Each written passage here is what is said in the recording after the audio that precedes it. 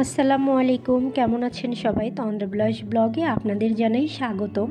আজ 16ই ডিসেম্বর, মহান বিজয় দিবস। আজকের এই দিনে শ্রদ্ধা নিবেদন করছি মুক্তিযুদ্ধের সেই সকল বীর সন্তানদের প্রতি যারা তাদের জীবন ও রক্ত দিয়ে আমাদেরকে স্বাধীনতার আলোয় আলোকিত করেছিলেন। এখন সকাল 8টার মতন বাজে। তো আমি রান্নাঘরে ছিলাম, একটু চা করছিলাম। তো হঠাৎ করে এই শব্দটা আমার কানে আসলো। তো আমি বারান্দায় এসে দেখি যে স্কুলের ছাত্রছাত্রীরা সবাই মিলে প্যারড করতে করতে যাচ্ছে। তো বিষয়টা হচ্ছে কি, এটা দেখে আমার একটু নস্টালজিক লাগছিল নিজেকে।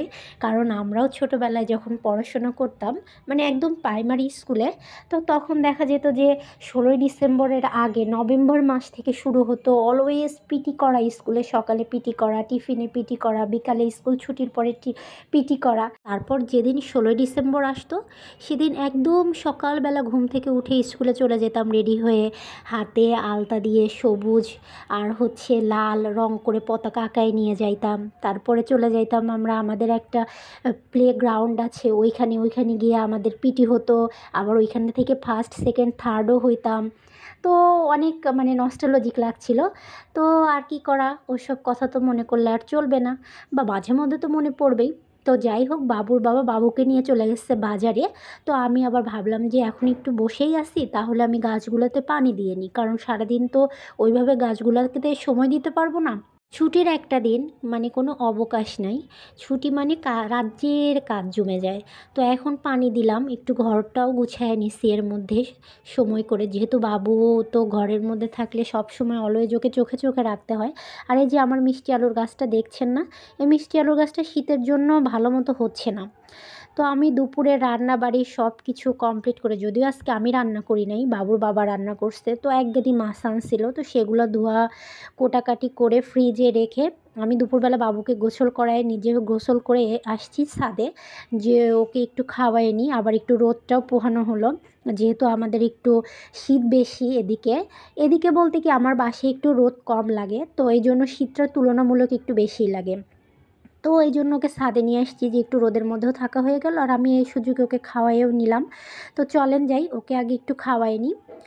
তো বাবুকে খাওয়ানো দাওয়ানো ঘুম পাড়ানো সব কিছু কমপ্লিট করে এখন আসছি নিজেরা খাইতে। তোর বাবা এখনও গোসল করে বের হয়নি, কারণ কাপড় চোপড় ধুচ্ছে।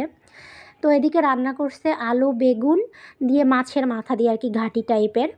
তো দেখতে মাশাআল্লাহ অনেক ভালোই লাগছে, খেতেও অনেক সুস্বাদু হয়েছিল। তো দুইজন আগে চলেন খেয়ে নিই, কারণ বাবু যদি টুক করে এর মধ্যে ঘুম থেকে উঠে পড়ে তাইলে এই দুপুরের খাবারটা মিস হয়ে যাবে। বেশ খানিকটা সময় ঘুম আসলো, এখন 3:30টার মতন বাজে। তো ঘুমাচ্ছেই মাশাল্লাহ। তো চলেন, এখন আমরা খাওয়া দাওয়া করছি, একটু রেস্ট নিব, কারণ সচরাচর তো শোয়া হয় না। তবে আজকে সব কাজ আমি একদম সকাল সকাল সেরে নিছি বলে এখন একটু সময় পেলাম, না হলে এটুকু সময়ও পেতাম না। তো এখন বাজে হলো 8টার মতন। তো বাবু উঠে গেছে অনেক আগে, ওকে একটু নাস্তা টাস্তা দিয়ে আমরা চলে আসছি একটু ঘুরতে বাহিরে, যে দেখি কি অবস্থা। তো ওকে এসে ওর বাবা ওকে চাঁদ দেখাচ্ছে। তো আজকে একটু ওর ঘুম ঘুম পেয়ে গেছে জন্য ও চাঁদটাকে দেখে তেমন একটা কিছু প্রকাশ করছে না। মানে আগে 2 দিন আগেও চাঁদ দেখলে হাত বাড়াইতো বা হাত দিয়ে ধরতে যাইতো, মানে আমরা যেটা করতাম ওই সেটাই করতো। তবে আজকে তাকে কোনোভাবেই সেই মুড ফিরায় আনা গেল না। তো মোটামুটি একটু হতাশ হয়েই আমরা চলে যাচ্ছি, কারণ বাবু একটু খুব দ্রুত ঘুমায়া যাবে, বারবার হাই তুলছিল। তো বাসায় যাওয়ার সময় মনে পড়লো যে বাসায় তো টমেটো নাই। তো এই জন্য আমরা আবার চিন্তা করলাম যে একটু বাজারটাও ঘুরে যাই। সচরাচর আমি আসি না, তারপরে আজকে আমি যেহেতু আসছি, আর যদি কিছু মনে হয় তাহলে ওইগুলা নিয়ে যাব। তো এদিকে মাছের বাজার, তো মাছটা লাগবে না। আর এই পাশে সবজি। তো আমরা সাধারণত বাজার করলে এনার কাছ থেকেই বাজার করি। তো এইখানে বেশ কিছু সবজি দেখতে পাচ্ছি, তো কোনো সবজি আপাতত লাগছে না বাসায়, কারণ আপনাদের ভাইয়া ওই ফ্রিজে রাখা সবজি তেমন একটা পছন্দ করে না, সে ইনস্ট্যান্ট রান্না করে খেতেই পছন্দ করে। তো আমরা টমেটো নিব, এই দেশি টমেটোগুলা।